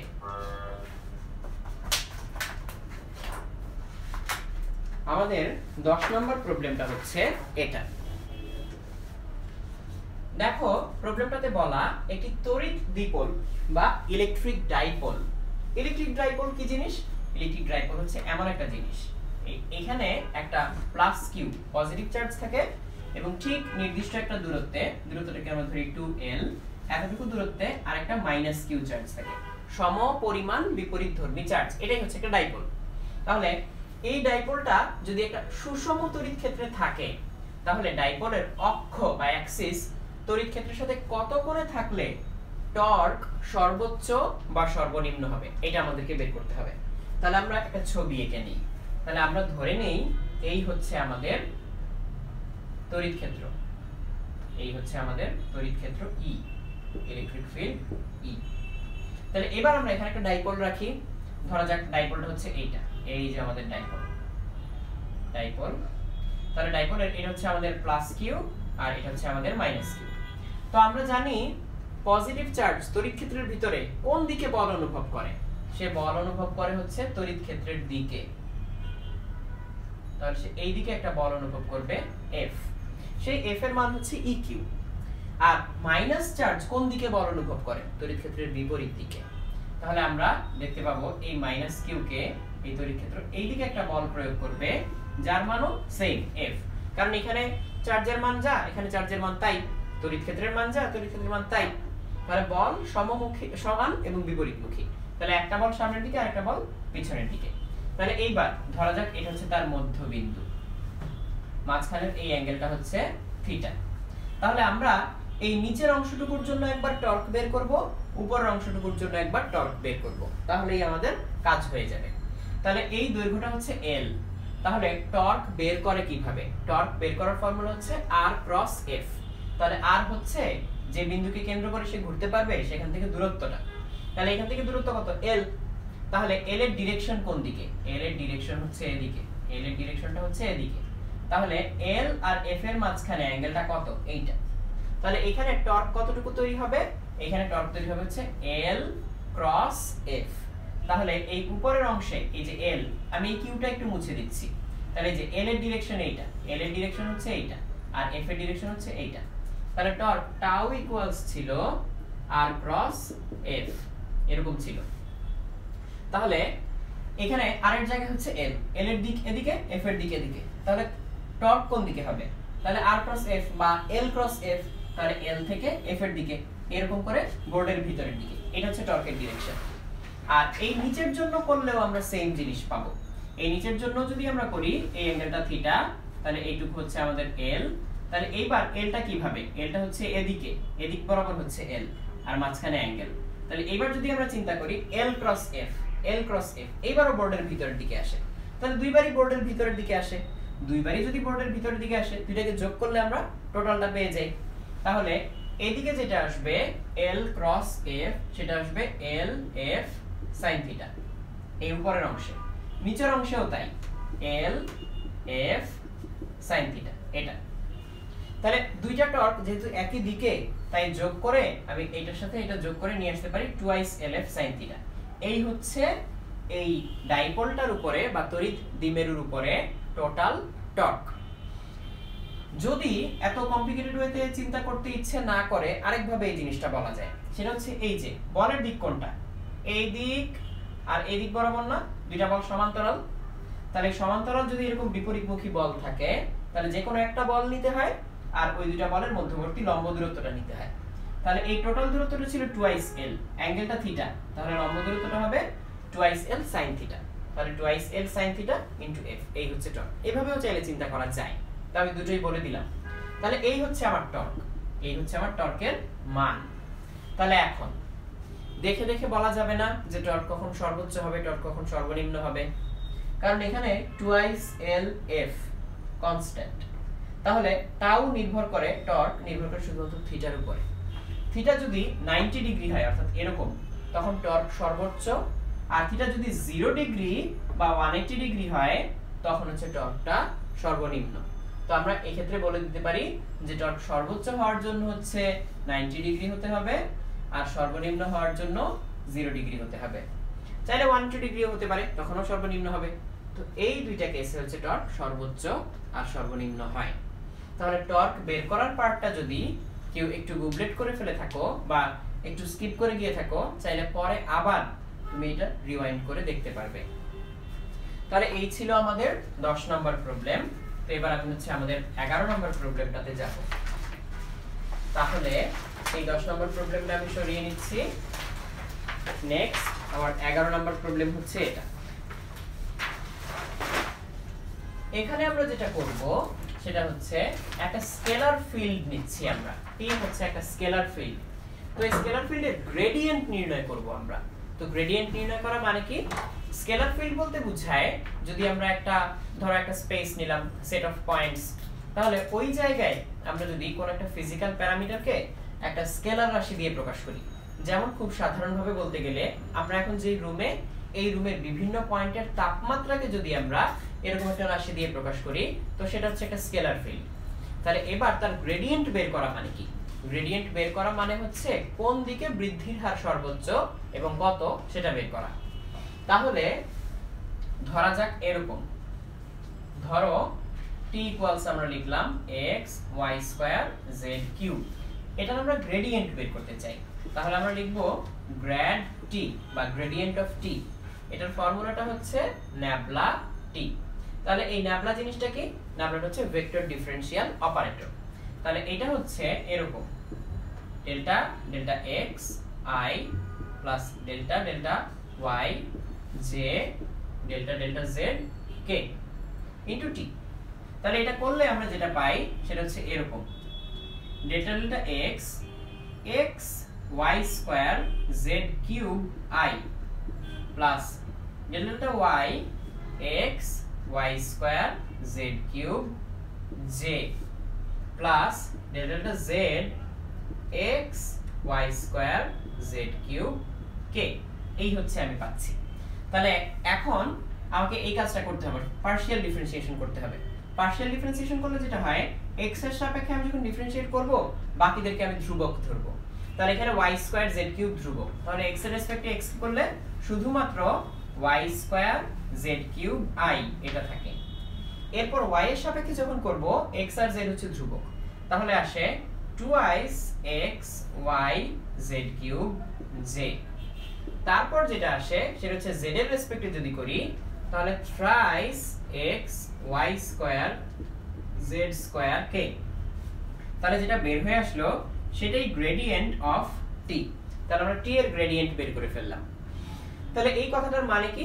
মানে হচ্ছে যে কোনো একটা পয়েন্টে দাঁড়িয়ে যদি আমরা এই ভেক্টরটার মান নির্ণয় করি, সেটা নিশ্চয়ই একটা দিক বোঝাবে। সেই দিকে কেউ যদি চলে তাহলে তাপমাত্রা সবচেয়ে তাড়াতাড়ি বৃদ্ধি পাবে। তাহলে এবার আমরা এটা একটু টেস্ট করে দেখি। সেটা হচ্ছে আমরা একটা পয়েন্টের গ্রেডিয়েন্ট বের করে দেখি। যেমন প্রশ্নে এরকম একটা পয়েন্টের কথা বলা, প্রশ্নে বলা আমরা যদি a একটা পয়েন্টে দাঁড়াই, a, সেই a পয়েন্টের স্থানাঙ্ক হচ্ছে 0 2 3, তাহলে সেখানে গ্রেডিয়েন্ট কত? তাহলে আমি লিখব gradient of t at 0 2 3 equals, এবার ভ্যালু বসাই। প্রথমটাতে x নেই, তাহলে 2 আর 3 বসাতে হবে। তাহলে 2 স্কয়ার হচ্ছে 4 আর 3 কিউব হচ্ছে 27 i প্লাস এখানে x দেখা যাচ্ছে, তাহলে x তো 0, তাহলে x আমাকে আর বসাতে হবে না। এখানে থার্ড টার্মটাতেও x দেখা যাচ্ছে, x তো 0 আর বসাতে হবে না। তাহলে শেষ পর্যন্ত আমি পেয়ে যাচ্ছি 4 * 27 * i, এটা হচ্ছে আমাদের গ্রেডিয়েন্ট। তাহলে 4 * 27 = 108, তাহলে 108 i। এই কথাটার মানে হচ্ছে কেউ যদি এই 0 2 3 পয়েন্টে গিয়ে দাঁড়ায়, এই ফিল্ডের ভিতরে যদি 0 2 3 পয়েন্টে গিয়ে দাঁড়ায়, সেখান থেকে i বরাবর যদি কেউ যায় তাহলে সবচেয়ে তাড়াতাড়ি তাপমাত্রাটা বৃদ্ধি পেতে দেখবে। আর তাপমাত্রা প্রতি এককে বৃদ্ধি পাবে হচ্ছে ওই পয়েন্টে 108 করে। তাহলে এই হচ্ছে আমাদের গ্রেডিয়েন্টের মিনিং। তাহলে এইভাবে আমরা চাইলে গ্রেডিয়েন্টটা বের করে ফেলতে পারি এবং সেখান থেকে কোনো একটা পয়েন্টের গ্রেডিয়েন্টটাও বের করে ফেলতে পারি। তাহলে দেখো, গ্রেডিয়েন্ট কিন্তু বের করা যায় একটা স্কেলার ফিল্ডের, বাট গ্রেডিয়েন্ট নিজে একটা ভেক্টর রাশি। এরপর আমরা পরবর্তী যে প্রবলেমটাতে যাচ্ছি সেটা হচ্ছে কার্ল এবং ডাইভারজেন্স বের করা। চাইলে আমরা এখন কার্ল এবং ডাইভারজেন্স বের করতে পারি। তাহলে এই প্রবলেমটাতে আমি আরেকটা ফিল্ড নিচ্ছি, কিন্তু সেটা একটা ভেক্টর ফিল্ড। আমি কিভাবে বুঝলাম ভেক্টর ফিল্ড? কারণ i j k উপস্থিত এর মধ্যে। তাহলে এবার ভেক্টর ফিল্ডের ডাইভারজেন্স বের করব। ডাইভারজেন্স মানে হচ্ছে ছড়িয়ে পড়া। তাহলে কোন একটা ফিল্ডে কোন একটা পয়েন্টে যদি ধরা যায় ইনকামিং এর চেয়ে আউটকামিং বেশি, তাহলে সেটা আমরা বলতে পারি ডাইভারজেন্ট। যেমন খুব সহজভাবে যদি বলি, ধরা যাক এখানে আমি ছোট একটা বক্স কল্পনা করলাম। এই রুমের মধ্যে যে বাতাস প্রবাহিত হচ্ছে, সেই বাতাসের বেগটা হচ্ছে আমি ধরে নিলাম v এই ফিল্ড দিয়ে আমি বুঝাচ্ছি। তাহলে এই বক্সে বাতাস যতটুকু ঢুকে তার চেয়ে যদি বেশি বের হয়ে যায়, তাহলে আমি বলতে পারি না যে এই বক্সে যতটুকু পরিমাণ বাতাস ঢুকে তার চেয়ে বেশি পরিমাণ বাতাস যদি বের হয়ে যায়, তাহলে বক্স থেকে বাতাস ছড়িয়ে পড়ছে। তাহলে বক্সে এই বাতাস চলাচলের হার বা বাতাস চলাচলের পরিমাণ, সেটাকে যদি আমরা v দিয়ে প্রকাশ করি, তাহলে হচ্ছে ওই বক্স থেকে বাতাস ছড়িয়ে পড়ার হারটাকে আমরা বলতেছি যে ডাইভারজেন্স। আর যদি আমরা এরকম করে চিন্তা করি যে বক্সে যতটুকু বাতাস আসে তার চেয়ে বেশি বের হয় না বা তার চেয়ে কম বের হয়, তাহলে উল্টা করে বলা যায় না যে ওই বক্সে বাতাসের জড়ো হচ্ছে, তার সেটাকে আমরা বলবো হচ্ছে কনভার্জেন্স বা নেগেটিভ ডাইভারজেন্স। আর যদি কোনোটাই না হয়, যতটুকু ঢুকে ততটুকু বের হয়ে যায়, তখন হচ্ছে জিরো ডাইভারজেন্স বলা হয়। তো জিরো ডাইভারজেন্স বললে সেটাকে আবার আরেকটা নামে ডাকা হয়, সেটা হচ্ছে সলিনয়েডাল। তো তখন আমরা হচ্ছে ডাইভারজেন্সটা বের করতে পারি এইভাবে। তাহলে ডাইভারজেন্স বের করার জন্য ফর্মুলা হচ্ছে ডাইভারজেন্স অফ v ইকুয়ালস এই ন্যাবলা ডট v। ডট করলে হচ্ছে ডাইভারজেন্সটা বের হয়ে যায়। তাহলে ডাইভারজেন্সটা বের করার জন্য আমরা ডট করব। তো ন্যাবলার পরিচয় তো আমরা আগেই জানতাম। ন্যাবলার পরিচয় কি ছিল? ন্যাবলার পরিচয় ছিল হচ্ছে del delta x i del delta y j del delta z k এরকম ছিল। তাহলে আমরা ডট করলে শুধু x এর সাথে x, y এর সাথে y, z এর সাথে z এটা গুণ করলেই হয়ে যায়। তাহলে আমরা এই কাজটাই করি। তাহলে এখানে আসবে delta delta x of x plus delta delta y of y square x plus delta delta z of x y z।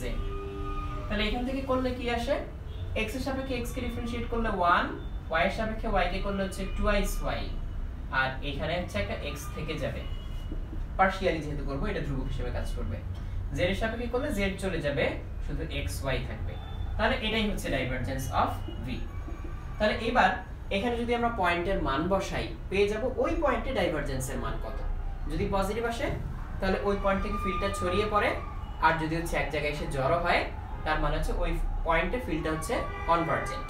তাহলে সেটা এখান থেকে চাইলে বের করে ফেলা যাবে। তাহলে এই হচ্ছে ডাইভারজেন্স বের করার নিয়ম। তো এরপর আমরা আরেকটা জিনিস খেয়াল করতে পারি, সেটা হচ্ছে ডাইভারজেন্স বের করা যায় একটা ভেক্টর ফিল্ডের, বাট ডাইভারজেন্স নিজে কিন্তু একটা স্কেলার কোয়ান্টিটি। তাহলে এবার আমরা কার্লে যেতে পারি।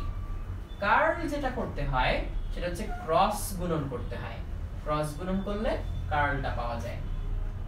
তাহলে আমরা এখন সেটাই করব। আমরা এই v এই ফিল্টারে কার্ল বের করব।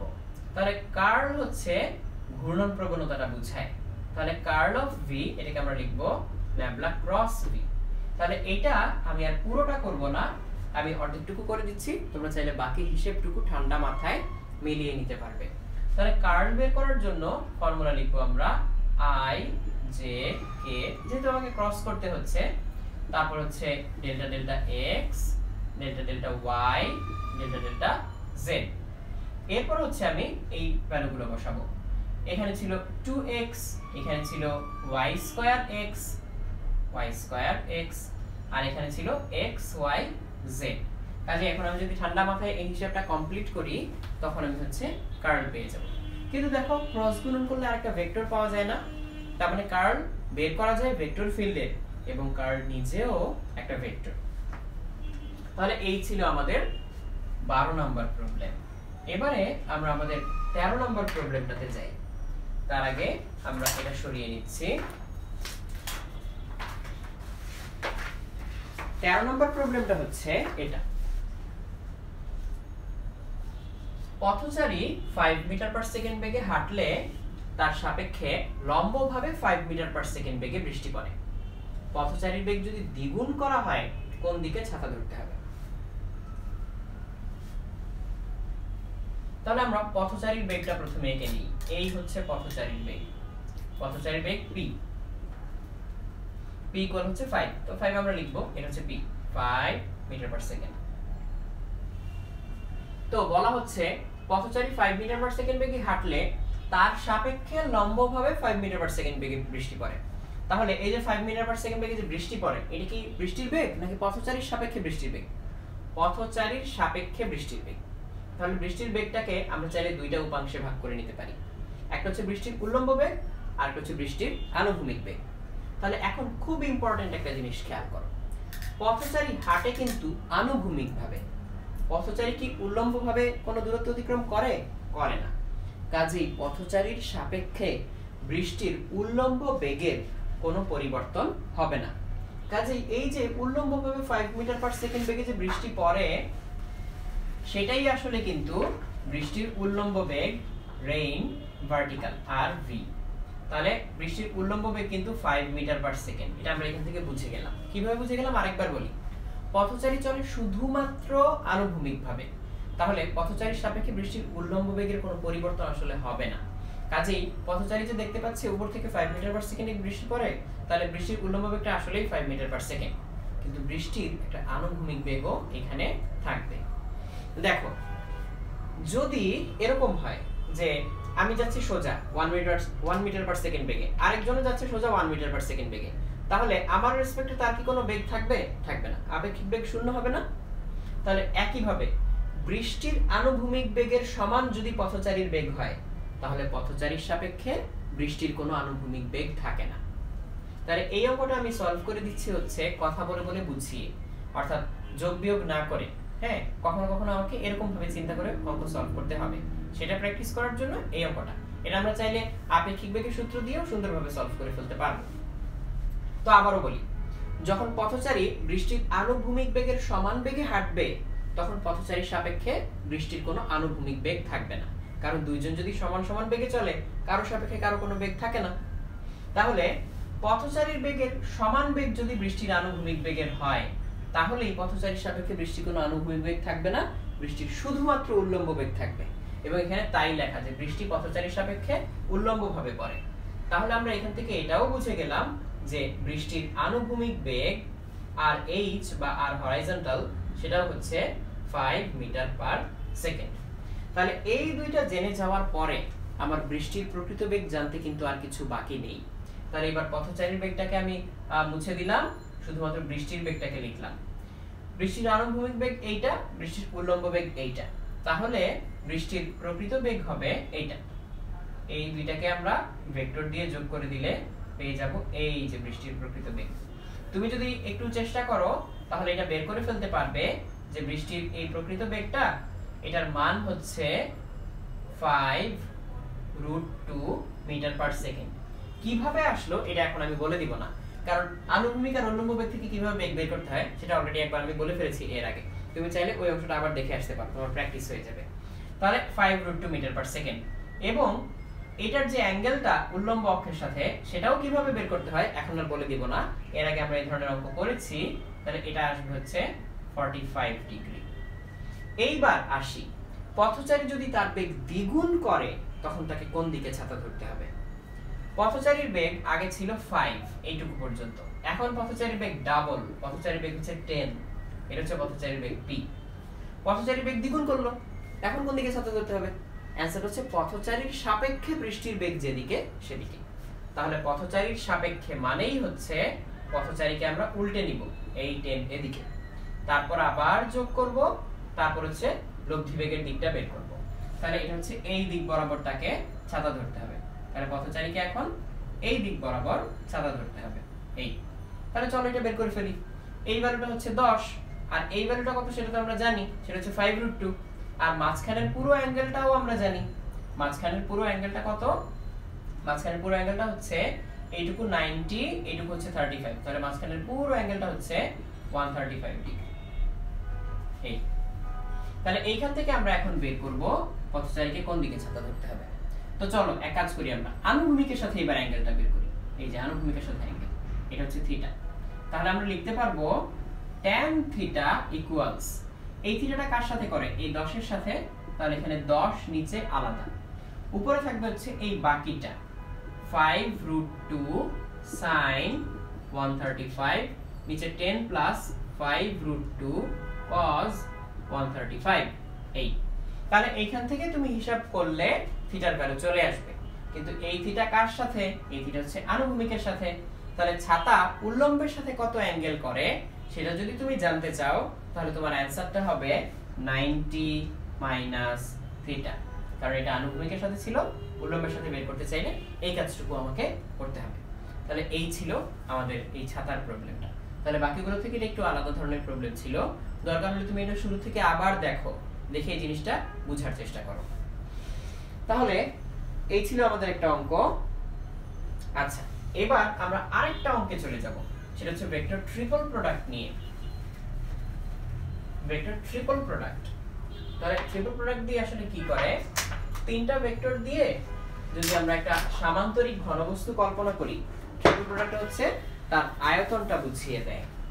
তাহলে এই দেখো এরকম একটা সিচুয়েশন। তো তিনটা ভেক্টর দেয়া, বলা হচ্ছে m এর মান কত হলে abc সমতলীয় হবে। তো এরকম যখন তিনটা ভেক্টর দিয়ে দিবে তখন শর্তটা হচ্ছে এইটা।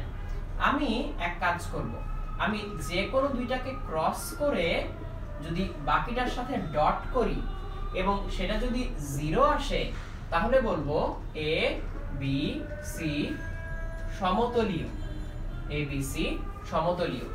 আসলে যেটা হয়, যে কোনো দুইটা ক্রস করে আরেকটাকে ডট করলে ওই তিনটা ভেক্টর দিয়ে যে সামান্তরিক ঘনবস্তু হয়, ত্রিমাত্রিক একটা বস্তু হয়, দৈর্ঘ্য প্রস্থ আর এই বরাবর ধরে, ঠিক দৈর্ঘ্য প্রস্থ না, এরকম যে এটা হচ্ছে a ভেক্টর, এটা হচ্ছে b ভেক্টর, হ্যাঁ, আর এটা হচ্ছে c ভেক্টর।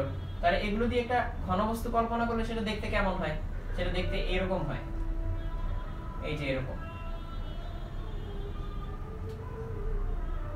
এই যে এরকম। তাহলে এরকম একটা ঘনবস্তু যার এই বাহুটা a, এই বাহুটা b, এই বাহুটা c। এরকম একটা ঘনবস্তুর আয়তন বের হয় এই কাজটা করলে। তো সেই আয়তনটা যখন 0 চলে আসে, তার মানে কি এটা চ্যাপ্টা হয়ে একটা তলে চলে আসা, তাহলে আয়তনটা 0 হয়। তো এই পুরো কাজটা খুব সহজে করা যায় হচ্ছে এইভাবে। তো আমরা যদি হচ্ছে একটা নির্ণায়ক নেই, নির্ণায়ক নিয়ে হচ্ছে ax ay az bx by bz cx cy cz এই কাজটা করি, সেটাই হচ্ছে এটার মানটা দিয়ে দেয় আমাকে। তাহলে এই কাজটা করে যদি 0 আসে, তাহলে এই তিনটা ভেক্টর সমতলীয়, মানে একই তলে থাকে। তাহলে এটাই আমরা এখন চেক করব, তাহলে আমাদের এই ভেক্টর তিনটা সমতলীয় কিনা। তাহলে আমাদের সহগ হচ্ছে 1 1 1 1 2 1 আর 2 1 m, এইটা। তাহলে বলা হচ্ছে m এর মান কত হলে সমতলীয় হবে। তো এটা যদি 0 হয় তখন সমতলীয় হবে। তাহলে আসো আমরা এটা বের করি। তো প্রথমে 1 ইনটু আমরা কি লিখতে পারি, এই রো এই কলাম অফ, তাহলে টুয়াইস m মাইনাস মাইনাস 1, তাহলে হবে প্লাস 1, তারপর হচ্ছে মাইনাস 1 এই যে মাঝেরটা, তারপরে এই রো এই কলাম অফ, তাহলে m মাইনাস 2, তারপর হচ্ছে থার্ডটা, এর তো মাইনাস 1ই, তাহলে সেটা আগে প্লাস বসলেও মাইনাস 1ই থাকবে। তাহলে এটার রো এটার কলাম অফ, তাহলে হচ্ছে মাইনাস 1 মাইনাস 4, এইটা ইকুয়াল 0। তাহলে এইটুকু আর করে দিতে হবে না আমাকে, তুমি এই লাইন থেকে m এর মান বের করে যা পাবে, m এর মান তত হলে এই উপরে দেয়া তিনটা ভেক্টর হচ্ছে সমতলীয় হবে। তাহলে এরকম করে সমতলীয় ভেক্টর বের করা যায়। তো আমরা আপাতত ভেক্টরের জন্য এই জায়গাটায় এসে থামি, এবং তোমরা অবশ্যই এতক্ষণ ধরে যে ক্লাসটা করলে তার জন্য একটা ধন্যবাদ প্রাপ্য, এবং তার সাথে সাথে অবশ্যই এই ভিডিওটা শেয়ার করবে যাতে বন্ধুরাও তোমাদের সাথে এই জিনিসগুলো দেখতে পারে। সবাইকে ধন্যবাদ।